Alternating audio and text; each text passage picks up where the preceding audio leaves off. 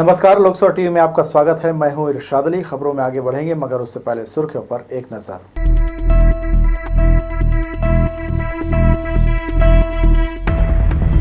Payroll पर निकला सजायाफ्ता कैदी हुआ फरार। होटल इंटरसिटी गोलीकांड मामले में मिली थी सजा। जिला प्रशासन के स्वीप कार्यक्रम में छात्राओं को जाने से वार्डन ने रोका। रात भर होता रहा हंगामा।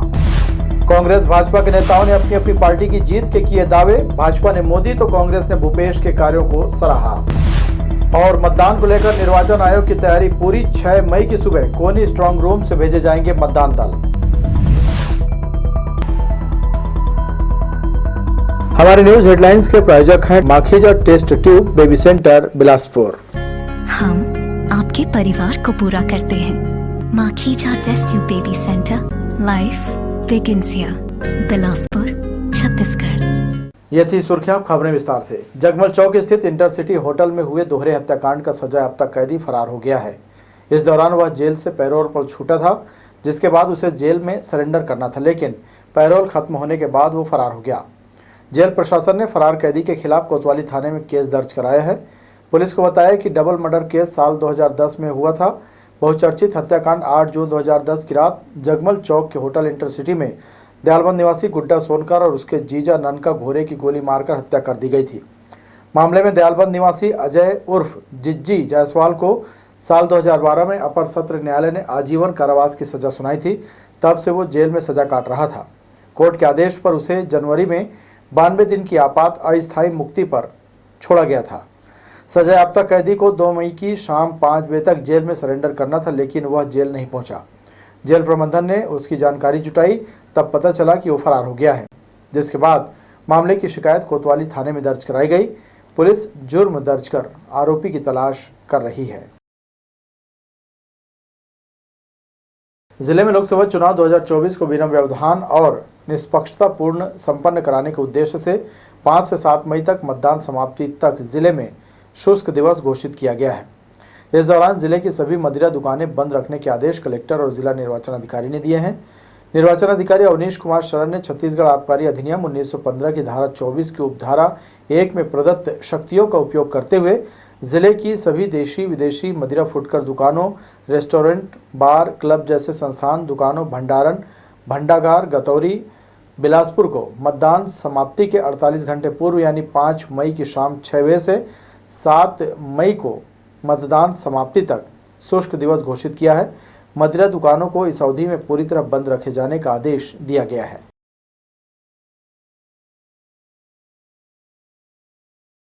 हिरी थाना क्षेत्र के मेड़पार बाजार में सहकारी राशन दुकान के सेल्समैन से मारपीट का मामला सामने आया है।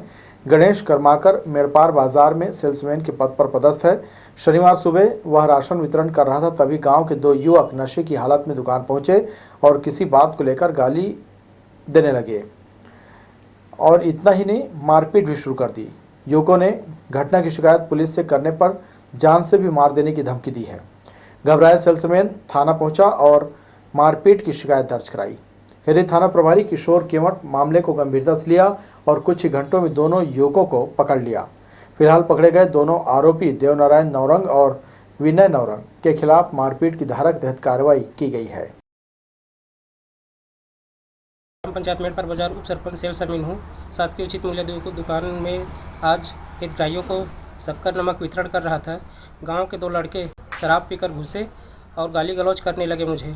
इतने में उनका मन नहीं भरा तो मुझे घिसट कर कुर्सी से नीचे गिरा दिया। उसके बाद मारपीट शुरू कर दिया। उस तत्पश्चात मैंने 112 फ़ोन किया, कोटवार चाचा से मांगकर टीआई सर को फ़ोन किया। उसके बाद फिर वो लोग जान से मारने की धमकी दे रहे थे। गांव के ही 2 लड़के हैं, विनय कुमार नौरंग और देवनारायण नौरंग। ये ऐसे घटना और कई बार ये लोग कर चुके हैं सर। लोकसभा के मतदान की तिथि जैसे जैसे नजदीक आ रही, जांच कार्रवाई भी तेज हो गई है। लोकसभा के लिए 14.5 कंपनी का आवंटन हुआ है, जिसमें ITBP 5, CRPF 6, SSB 1.5, CAF 2 company प्राप्त हुए हैं, जिन्हें मतदान केंद्रों के साथ ही चौक चौराहों में वाहनों की जाँच के लिए लगाया गया है। मतदाताओं को बांटने मंगाए गए सामानों के परिवहन पर निर्वाचन आयोग की नज़र है। जांच में लगाए गए जवानों को संदिग्ध वाहनों की जांच के निर्देश दिए गए हैं। आदर्श आचार संहिता का पालन करने सभी को कहा गया है। दीगर राज्यों से आई पुलिस भी चौकसी के साथ जांच कार्रवाई में जुटी हुई है। गुरु घासीदास सेंट्रल यूनिवर्सिटी की छात्राओं ने अखिल भारतीय विद्यार्थी परिषद के छात्रों के साथ मिलकर शुक्रवार की रात जमकर प्रदर्शन करते हुए हंगामा मचाया। दरअसल यूनिवर्सिटी में आयोजित जिला प्रशासन के स्वीप मतदाता जागरूकता कार्यक्रम में जाने से वार्डन ने छात्राओं को रोक दिया था, जिससे नाराज छात्राएं अव्यवस्था सहित अपनी लंबित मांगों को तत्काल पूरा कराने की मांग करती हुई हंगामा मचाने लगी। शुक्रवार की शाम यूनिवर्सिटी कैंपस में जिला प्रशासन ने स्वीप मतदाता जागरूकता के तहत कार्यक्रम आयोजित किया था, जिसमें स्वीप म्यूजिक फेस्ट, लोकतंत्र और संगीत का संगम कार्यक्रम था। यहां स्टूडेंट्स को बुलाया गया था, लेकिन बिलासा देवी गर्ल्स हॉस्टल की छात्राओं को वार्डन ने कार्यक्रम में जाने से रोक दिया। इससे नाराज छात्राएं शुक्रवार की रात आक्रोशित हो गईं और हॉस्टल की समस्याओं और अपनी पुरानी मांगों को लेकर हॉस्टल का गेट तोड़कर बाहर आ गईं, जिसके बाद छात्राओं ने नारेबाजी करते हुए जमकर हंगामा मचाया। यहां सुबह 3:30 बजे तक छात्राओं के साथ छात्र भी धरना प्रदर्शन करते रहे। हॉस्टल की छात्राओं का कहना है कि यहां वार्डन हिटलर जैसा बर्ताव करती हैं। उनके तानाशाही रवैये से छात्राएं परेशान हैं। इस दौरान छात्राएं यूनिवर्सिटी प्रबंधन व हॉस्टल की व्यवस्थाओं को लेकर नारेबाजी करती रहीं। फिर से 3 साल वापस हुई, 2 बार दे चुका, तीसरे साल फिर से रिलीज किया, मेडल वालों को हम मेडल लेकर आए, मेडल वालों को अखिल भारतीय विद्यार्थी परिषद के पदाधिकारी और छात्र भी हंगामा मचाते हुए उनके साथ धरने पर बैठ गए। छात्राओं ने कहा कि नेक टीम को दिखाने के लिए 4 मंजिला हॉस्टल में लिफ्ट शुरू किया गया था, जिसे 1 सप्ताह में ही बंद कर दिया गया। मेस में घटिया खाना देने के साथ ही मेडिकल सुविधाएं मुहैया कराने जैसी मांगों को लेकर छात्राएं रात 3 बजे तक प्रदर्शन करती रहीं।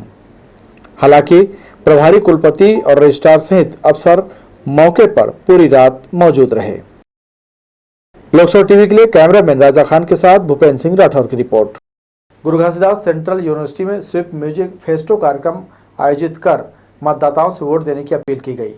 बिलासपुर स्मार्ट सिटी लिमिटेड और सेंट्रल यूनिवर्सिटी के संयुक्त तत्वाधान में संगीत संगम के जरिए कई तरह के गानों की प्रस्तुति दी गई, जिसमें बड़ी संख्या में युवाओं ने उत्साह के साथ भाग लिया। रायपुर से आए सावन म्यूजिक बैंड की प्रस्तुति ने शहरवासियों का मन मोह लिया।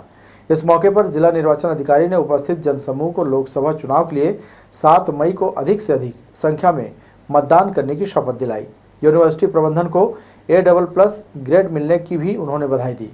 मतदाता जागरूकता अभियान स्वीप के लिए 5,25,000 मतदाताओं ने ऑनलाइन मतदान का संकल्प लिया। यह अब तक का सबसे बड़ा ऑनलाइन संकल्प है, जिसे golden book of world record में दर्ज किया गया है। इस उपलब्धि के लिए अधिकारियों द्वारा निर्वाचन अधिकारी को प्रमाण पत्र सौंपा गया। लोकसभा चुनाव के मद्देनजर परिवहन विभाग वाहनों का अधिग्रहण कर रहा है। विभाग को 606 छोटे बड़े वाहनों का टारगेट मिला है। वाहन मालिकों को 5 और 6 मई के बीच गाड़ियां कोनी स्थित इंजीनियरिंग कॉलेज मैदान में खड़ा करने के निर्देश दिए गए हैं। लोकसभा के तीसरे चरण का मतदान 7 मई को है, जहां सुरक्षा के लिहाज से आने वाले फोर्स को रायपुर से लाने ले जाने और चुनाव सामग्रियां पहुंचाने को लेकर परिवहन विभाग द्वारा वाहनों की धरपकड़ कराई जा रही है।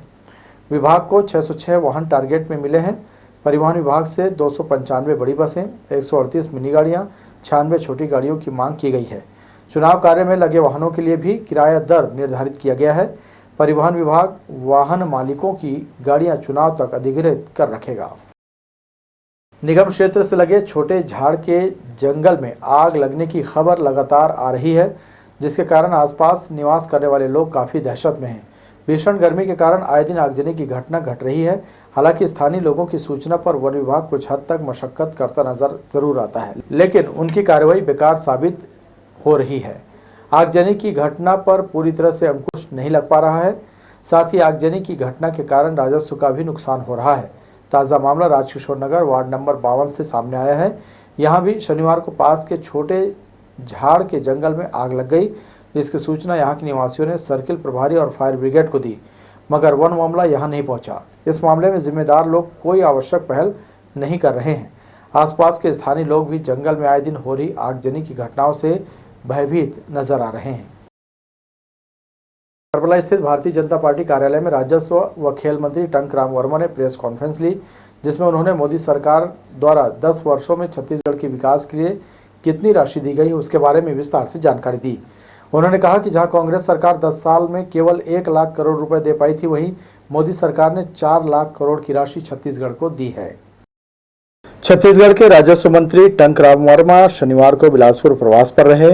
यहां उन्होंने भाजपा कार्यालय में कार्यकर्ताओं से मुलाकात करने के बाद पत्रकारों से भी चर्चा की। राजस्व मंत्री ने कहा कि पिछले 2 चरणों में भारतीय जनता पार्टी बढ़त ले चुकी है, वहीं तीसरे चरण के बाद कांग्रेस पूरी तरह नकार दी जाएगी। देश मोदी की गारंटी पर विश्वास कर रहा है। टंकराम वर्मा ने यूपीए सरकार और मोदी सरकार के 10 वर्षों के कार्यों की तुलना करते हुए कहा कि पिछले 10 वर्षों में देश में विकास नए आयाम गढ़े हैं। उन्होंने कहा कि छत्तीसगढ़ की भाजपा सरकार ने चुनावी घोषणा पत्र, जिसे मोदी की गारंटी बताया गया था, जिस पर छत्तीसगढ़ की जनता ने भरोसा जताते हुए कुशासन में डूबी हुई कांग्रेस की सरकार को उखाड़ फेंका है और प्रदेश में फिर से भाजपा की सरकार बनाई। सभी विषयों को हमने एक आपके सामने रखा है कि 10 साल में नरेंद्र मोदी जी ने इतनी उनकी उपलब्धियां हैं किसकी तुलना में जो पिछले यूपीए गवर्नमेंट की थी, और ये तुलना आना चाहिए, ये काम आना चाहिए लोगों के बीच में, क्योंकि ये चुनाव देश के प्रधानमंत्री का चुनाव है। ये बातें श्री वर्मा ने कहा कि छत्तीसगढ़ शासन की ये 2 महत्वपूर्ण योजना, जिसमें किसानों की धान खरीदी और महतारी वंदन योजना शामिल है, ये मात्र 2 योजना साल के कुल 20,000 करोड़ रुपए और 5 साल में 1 लाख करोड़ की योजना है, जिसे छत्तीसगढ़ की भाजपा सरकार सफलतापूर्वक लागू किया है। किसानों का पिछले 2 वर्ष का बोनस, जिसे कांग्रेस ने अपने घोषणा पत्र में शामिल करने के बाद भी नहीं दी, भाजपा की सरकार बनते ही किसानों को दे दिया गया। 2018 के चुनाव में उन्होंने स्पष्ट घोषणा किया था कि 65 साल वाले को 500 रुपया, यानी 1,000 रुपया, 70 साल वाले को 1,500 रुपया। 1,000 और 1,500 को तो छोड़िए, जो उनको पेंशन मिलता था उसको भी बंद कर दिया, किसी को 100 रुपया नहीं मिला है। ये पूरा छत्तीसगढ़ के प्रदेश की जनता जानती है। उनके वो 1 लाख रुपया देने के बाद कैबिनेट में इसकी घोषणा होगी, उन्होंने कह दिया है सरकार अगर आती है तो पहली कैबिनेट में महालक्ष्मी योजना की घोषणा होगी। यहाँ के पब्लिक को पता है न इनकी सरकार आएगी न ये देगी, क्योंकि छत्तीसगढ़ में केंद्र में इनकी सरकार ही नहीं है। कहाँ से पैसा लाएगा और कहाँ से देगा? अगर आप उसको कैलकुलेट करोगे तो जितना हमारा देश का बजट नहीं होगा, उससे ज़्यादा तो उसका देने का बजट है। कांग्रेस के घोषणा पत्र को लेकर राजस्व मंत्री ने कहा कि कांग्रेस के पास न तो नीति है, न ही नेतृत्व और न ही नियत। 4 जून के बाद प्रधानमंत्री मोदी एक बार फिर से विकसित भारत का सपना लेकर प्रधानमंत्री पद की शपथ लेंगे। पत्रकार वार्ता के दौरान भाजपा प्रदेश मीडिया विभाग के प्रभारी अमित चिमनानी, जिलाध्यक्ष रामदेव कुमावत, कोषाध्यक्ष गुलशन ऋषि, प्रणव शर्मा, के शर्मा, राज यादव उपस्थित रहे। लोकसभा टीवी के लिए कैमरामैन राजा खान के साथ भूपेंद्र सिंह राठौर की रिपोर्ट। मोदी सरकार ने युवा, महिला, मध्यम वर्ग सभी के साथ अन्याय किया है। विष्णुदेव साय सरकार भी असहाय हो चुकी है। कांग्रेस के राष्ट्रीय प्रवक्ता डॉक्टर अजय उपाध्याय ने शनिवार को कांग्रेस भवन में पत्रकार वार्ता लेकर ये बातें कहीं और जमकर केंद्र और राज्य सरकार पर हमला बोला। लोकसभा का चुनावी बिगुल थमने से पहले कांग्रेस और भाजपा के नेता अपने अपने प्रत्याशियों के पक्ष में माहौल बना रहे हैं। शनिवार को कांग्रेस के राष्ट्रीय प्रवक्ता डॉक्टर अजय उपाध्याय ने प्रेस वार्ता के दौरान भाजपा पर जमकर निशाना साधा। श्री उपाध्याय ने कहा कि बीते 10 वर्षों में देश की जनता के साथ सिर्फ अन्याय हुआ है। उन्होंने आरोप लगाया कि इस दौरान युवा, महिला, मध्यम वर्ग को झूठे वायदे कर ठगा गया। उन्होंने 5 जून को देश में कांग्रेस की सरकार बनने का दावा किया है। कांग्रेस पार्टी की जो लोक कल्याणकारी योजनाएं थी, एक एक करके आपने उसको जो है न केवल बंद करने का काम किया, बल्कि उस पर ताला लगा दिया है। प्रदेश के लोग आज जिस तरह से लगातार नशा के कारण परेशान है, हर जगह आए दिन असुरक्षा का भाव बढ़ा हुआ है, आए दिन डकैती, चोरी की घटनाएं, जो छत्तीसगढ़ शांति प्रदेश माना जाता था वो हो रहा है। ये दर्शाता है कि ये सरकार डबल इंजन वाली सरकार असहाय हो गई है और झूठ का अभी भी ढोल जो लेकर के घूम रहे हैं ये पूरे प्रदेश की जनता इसको समझ रही है। डॉक्टर अजय उपाध्याय ने कहा कि देश में नागरिक रक्षा के लिए सभी का साथ कांग्रेस पार्टी को मिल रहा है। कांग्रेस के घोषणा पत्र को संकल्प पत्र बताते हुए इसमें सभी वर्गों का ध्यान रखने की बात उन्होंने कही। देश से महंगाई से मुक्ति मिलेगी, बेरोजगारी से युवाओं को मुक्ति मिलेगी, नारी को उसका अधिकार मिलेगा, श्रमिकों को 400 पार मजदूरी मिलेगी। ये हमारा संकल्प है। ये न्याय का रथ कांग्रेस पार्टी का लगातार आगे बढ़ रहा है और देश में नागरिक अधिकारों की रक्षा के लिए हमारे सभी देशवासी जो है कांग्रेस पार्टी के हाथ के साथ हाथ मिला करके आगे बढ़ रहे हैं। भाजपा के घोषणा पत्र को झूठी गारंटी बताते हुए उन्होंने देश में बढ़ रही महंगाई और बिगड़े हालात के लिए मोदी सरकार को जिम्मेदार ठहराया। साथ ही स्वास्थ्य और शिक्षा पर भी सवाल खड़े किए। राज्य की शायद सरकार को असहाय बताते हुए उन्होंने जनता से किए गए वायदे को जल्द पूरा करने कहा। देश का सबसे बड़ा जुमला फेंकने वाला व्यक्ति घबरा रहा है। बौखलाहट, छटपटाहट उसकी निरंतर आपको देखने को मिल रही है। आए दिन मुद्दों से भटकाने का काम, कभी मां से मटन, कभी मां से मछली, कभी मां से मंगलसूत्र, कभी मां से मस्जिद, कभी मां से मंदिर और कभी मां से मुसलमान का नारा देकर के देश के मूल मुद्दों को भटकाने का काम। न उसे कभी मां से महंगाई दिखती है, न मां से मणिपुर दिखती है, न मां से महिला सशक्तिकरण दिखती है। ये आज सरेआम दिख रहा है। भूपेश बघेल सरकार की योजनाओं को जन कल्याणकारी योजनाएं बताते हुए उसे भाजपा सरकार द्वारा बंद कर दिए जाने की उन्होंने बात कही। डॉक्टर अजय उपाध्याय ने कहा कि केंद्र में कांग्रेस की सरकार आते ही कई मामलों की जांच कराई जाएगी। साथ ही चुनाव आयोग की निष्पक्षता पर भी उपाध्याय ने सवाल खड़े किए। लोकसभा टीवी के लिए कैमरामैन जय साहू के साथ आशीष मौर्य की रिपोर्ट। बिजली विभाग का कार्य ठेके में चले जाने के बाद से निजी कर्मचारी सुरक्षा को लेकर बड़ी लापरवाही बरत रहे हैं। मेंटेनेंस के दौरान कर्मचारी नंगे हाथों से काम कर अपनी जान जोखिम में डाल रहे हैं। लाइन में काम के दौरान बिजली आपूर्ति बंद कर मेंटेनेंस का काम किया जाता है, लेकिन कई बार हादसे भी हुए हैं। सुरक्षा उपायों को दरकिनार कर काम कर रहे ठेका कर्मचारियों को खाली हाथ काम करने अपनी जान जोखिम में नहीं डालनी चाहिए। बिजली विभाग के अधिकारियों को भी इनकी जिम्मेदारी तय करनी चाहिए ताकि लाइन मेंटेनेंस के दौरान सावधानी पूर्वक काम किया जा सके।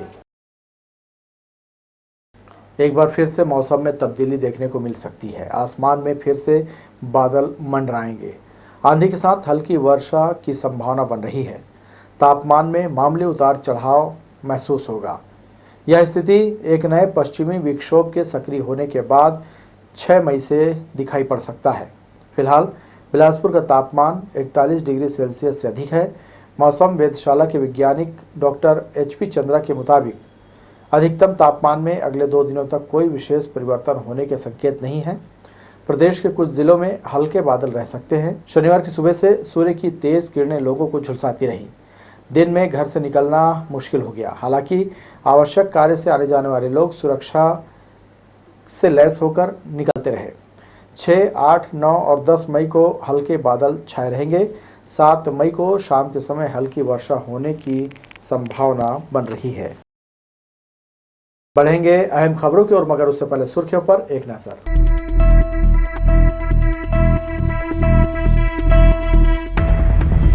पैरोल पर निकला सजायाफ्ता कैदी हुआ फरार। होटल इंटरसिटी गोलीकांड मामले में मिली थी सजा। जिला प्रशासन के स्वीप कार्यक्रम में छात्राओं को जाने से वार्डन ने रोका। रात भर होता रहा हंगामा। कांग्रेस भाजपा के नेताओं ने अपनी अपनी पार्टी की जीत के किए दावे। भाजपा ने मोदी तो कांग्रेस ने भूपेश के कार्यों को सराहा। और मतदान को लेकर निर्वाचन आयोग की तैयारी पूरी। 6 मई की सुबह कोनी स्ट्रांग रूम से भेजे जाएंगे मतदान दल। हमारे न्यूज हेडलाइंस के प्रायोजक हैं Makhija test tube baby centre Bilaspur. हम आपके परिवार को पूरा करते हैं। Makhija test tube baby centre, life begins here, Bilaspur, Chhattisgarh. जिले में 7 मई को होने वाले लोकसभा चुनाव के लिए मतदान दलों को सामग्री वितरण का कार्य 6 मई को कोनी स्थित शासकीय इंजीनियरिंग कॉलेज से किया जाएगा। सभी मतदान दलों को सुबह पहुंचकर रिपोर्टिंग करनी होगी। उसके बाद सुबह 7 बजे से सामग्री के साथ उनकी रवानगी होगी। सामग्री वितरण और वापसी के लिए बैरिकेडिंग सहित पूरी आवश्यक तैयारियां हो चुकी हैं।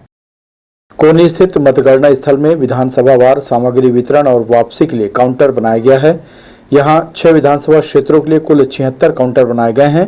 कोटा विधानसभा क्षेत्र के लिए 10 काउंटर, तखतपुर विधानसभा क्षेत्र के लिए 14, बिल्हा विधानसभा क्षेत्र के लिए 10, बिलासपुर विधानसभा क्षेत्र के लिए 12, बेलतरा विधानसभा क्षेत्र के लिए 13 और मस्तूरी विधानसभा क्षेत्र के लिए 17 काउंटर बनाए गए हैं। प्रत्येक विधानसभा क्षेत्र में एक अलग काउंटर संगवारी बूथ और दिव्यांग बूथ में काम करने वाले मतदान दलों के लिए बनाया गया है।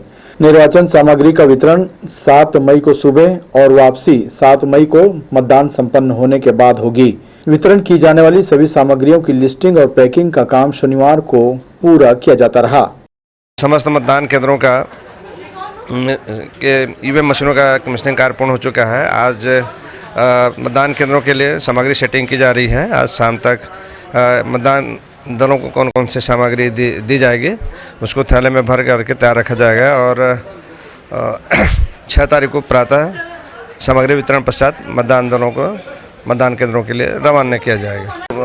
बिलासपुर लोकसभा क्षेत्र में कुल 2215 मतदान केंद्र हैं, जिसमें से 1503 बिलासपुर जिला में है, 64 जीपीएम जिला में है और शेष मुंगेली जिला में है। निर्वाचन के लिए वाहन की व्यवस्था देख रहे ज्वाइंट कलेक्टर मनीष साहू ने बताया कि सेक्टर अधिकारी संगवारी बूथ सहित मतदान केंद्रों के लिए गाड़ियां तय कर दी गई हैं कि किन्हें कौन सी गाड़ियां मिलेंगी। सेक्टर ऑफिसर्स को गाड़ियां प्रदान कर रहे हैं। इसमें 138 सेक्टर ऑफिसर हैं जिनको आज गाड़ियां प्रदान की गई है। शेष गाड़ियां जो है वो 6 तारीख को मतदान दलों को प्रदान की जाएगी।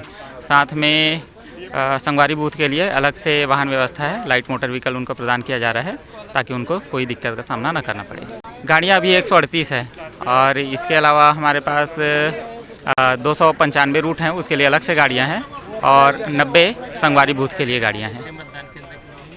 ये टोटल विधानसभा क्षेत्र में हमारे 1503 मतदान केंद्र हैं यहाँ बिलासपुर में। मतदान सामग्री में VVPAT, control unit, ballot unit, बस्ता, green paper seal, pink paper seal, निर्वाचक नामावली की चिन्हित प्रति, स्पेशल टैग और ब्रेल मतपत्र, वोटिंग कंपार्टमेंट सहित अन्य सामग्री सूची दी जाएगी, जिसे मिलान करके दलों को बांटा जाएगा। इसी प्रकार सभी सामग्री मिलान के बाद ही वापस लिए जाएंगे। लोकसभा टीवी के लिए कैमरामैन सतीश साहू के साथ इरशाद अली, बिलासपुर। दुर्ग लोकसभा क्षेत्र से चुनाव लड़ रहे भाजपा प्रत्याशी विजय बघेल ने अहिरवारा विधानसभा के भिलाई 3 में चाय पर चर्चा का कार्यक्रम आयोजित किया। यहां उन्होंने अपने हाथों से चाय बनाकर क्षेत्र के लोगों को पिलाई। इस दौरान पोहा जलेबी भी वितरण किया गया। इस मौके पर उन्होंने मोदी सरकार के कार्यों की प्रशंसा करते हुए एक बार फिर से उन्हें मौका देने की अपील की। इससे पहले प्रत्याशी ने दुर्ग के विभिन्न वार्डों में भ्रमण कर जनसंपर्क किया। विजय बघेल को जिताने के लिए भाजपा के तमाम नेता लगे हुए हैं। पूर्व विधानसभा अध्यक्ष प्रेम प्रकाश पांडे ने भी क्षेत्र में आयोजित कार्यक्रम में शामिल होकर भाजपा को जिताने की अपील की। इस दौरान मसीही समाज सहित अन्य समुदाय के लोगों ने भाजपा प्रवेश किया। बड़ी सभा हुई जो भारतीय जनता पार्टी के प्रत्याशी विजय बघेल को 7 तारीख को होने वाले मतदान में सब लोगों से अपील की गई और पूरा उत्साह के साथ यहाँ उपस्थित सभी माताएं, बहनें और नौजवान सब ने नरेंद्र मोदी जी को तीसरी बार प्रधानमंत्री और विजय बघेल जी को दूसरी बार इस क्षेत्र से सांसद चुनने का संकल्प लिया। लगभग दिवाकर भारती जो पूर्व पार्षद थे उनके साथ और 500 से अधिक मसीही समाज के लोग भी जो बाला के नेतृत्व में आज भारतीय जनता पार्टी में भी प्रवेश किए हैं। दुर्ग जिले के न्यायालय परिसर में एक महिला ने एक अधिवक्ता को थप्पड़ मार दिया। किसी बात को लेकर उपजे विवाद के बाद महिला के तमाचा जड़ने के बाद थाना पहुंचे अधिवक्ताओं ने महिला के खिलाफ रिपोर्ट लिखानी चाहिए, मगर सिटी कोतवाली थाने में उल्टे अधिवक्ता के खिलाफ ही मामला दर्ज कर लिया गया। इससे नाराज होकर अधिवक्ताओं ने थाना प्रभारी के खिलाफ नारेबाजी करते हुए सड़क में जमकर प्रदर्शन किया। मामले की गंभीरता को देखते हुए यहां बड़ी संख्या में पुलिस बल भेजा गया। बेल्हा के तहत आने वाले अधिकांश ग्रामीण क्षेत्र की सड़कें जर्जर हो चुकी हैं। बरतौरी से लगे मंगला पासीत की सड़क की स्थिति को देखकर अंदाजा लगाया जा सकता है। मार्ग पर धूल और बड़े बड़े गड्ढे से लोग परेशान हैं। इतना ही नहीं, इस मार्ग पर हर पल हादसे की आशंका बनी रहती है। पीडब्ल्यूडी अगर जल्द ही इन सड़कों की मरम्मत नहीं कराई तो किसी भी अप्रिय घटना से इनकार नहीं किया जा सकता। बिलासा ताल को पर्यटन दृष्टिकोण के साथ डेवलप किया गया था। शुरुआत में सब कुछ ठीक रहा, मगर अब देख रेख के अभाव में इसकी तस्वीर बदल चुकी है। अव्यवस्था और सुविधाओं की कमी के चलते लोगों का बिलासा ताल से मोह भंग होने लगा है। यही वजह है कि अक्सर यहाँ वीरानी छाई रहती है।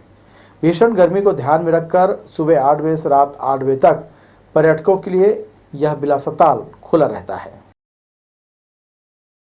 शहर में Adani gas total limited company द्वारा गैस पाइपलाइन का विस्तारीकरण कार्य किया जा रहा है।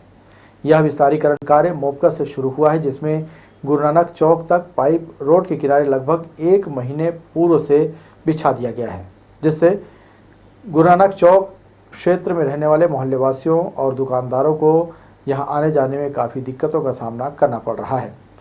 क्षेत्र के लोग इस कार्य में तेजी लाने की मांग कर रहे हैं, जिससे लोगों को राहत मिल सके। आने जाने में परेशानी है बहुत, स्कूल लेके जाते हैं बच्चे लोग को तो परेशानी है। मोहल्ले में एम्बुलेंस अगर घुसेगा तो घुस नहीं पाएगा, इसलिए परेशानी हो रहा है। ये पाइपलाइन को सर अभी 1 महीना हो गया है, 13 तारीख से बिछा हुआ है, अभी तक नहीं हटाई है। भैया पाइप रखाने के बाद दुकान में कस्टमर भी नहीं आ रही, पार्किंग की जगह भी नहीं है। दिक्कत हो रही भैया, कस्टमर नहीं आ रही है, एक भी पार्किंग करने की जगह भी नहीं है। 1 महीना हो गया, आने जाने का रास्ता ही ब्लॉक है भैया। गैस पाइप तो बोल के बता के गए अपने को, आने जाने में दिक्कत भी हो रही है, लेडीज लोग पार भी नहीं हो पा रहे हैं। बिलासपुर नगर पालिका में पार्षद की ओर से क्षेत्र में सफाई कराए जाने के लिए किए जा रहे तमाम दावे खोखले साबित हो रहे हैं। क्षेत्र में नाले की सफाई नहीं होने से लोग परेशान हैं। हम बात कर रहे हैं राजकिशोर नगर के मस्जिद चौक स्थित नाले की। यहाँ नाले की सफाई सही ढंग से नहीं कराई जा रही है। मोहल्ले वासियों का कहना है कि नाले से उठ रही दुर्गंध और गंदगी के चलते बीमारियां फैलने का खतरा बना हुआ है। इस ओर क्षेत्र के पार्षद का ध्यान नहीं है। नाले का साफ सफाई नहीं होता है, आए दिन हमेशा बदबू आते रहता है वहाँ पे से, और शाम के समय मच्छर भी होता है। और यहाँ पे हमारे ग्राहक लोग आते हैं जो हमेशा शिकायत करते रहते हैं कि यहाँ पे हमेशा बदबू आते रहता है करके। ये सिला पार के बगल पे नाले है जो है राजकिशोर नगर मस्जिद चौक के पास पे। रेलवे ने एक बार फिर भीषण गर्मी में ब्लॉक लेकर यात्रियों को मुसीबत में डाल दिया है। नागपुर रेल लाइन पर इतवारी स्टेशन में 2 बार 8 से 10 मई तक और 19 से 30 मई तक ब्लॉक के चलते नागपुर से लेकर रायपुर तक के यात्री परेशान होंगे, क्योंकि इस दौरान 22 ट्रेनें रद्द की गई हैं। इनमें अधिकांश लोकल ट्रेनें होने की वजह से रोजाना आने जाने वाले यात्रियों को बहुत परेशानी होने वाली है। वैकल्पिक ट्रेन या फिर खुद के साधन से उन्हें आने जाने पर विवश होना पड़ेगा। ब्लॉक के दौरान इतवारी रेलवे स्टेशन में LHS पुशिंग का कार्य कराने का काम रेलवे ने लिया है। गर्मी के पीक सीजन में रेलवे ने कई रूटों पर ब्लॉक घोषित किया है।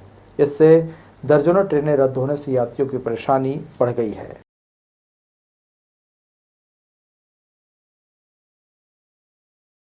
तो ये थी हमारी लोकसभा टीवी की तमाम खबरें। अगले बुलेटिन में आपसे फिर होगी मुलाकात। तब तक के लिए इरशाद को दीजिए इजाज़त। नमस्कार।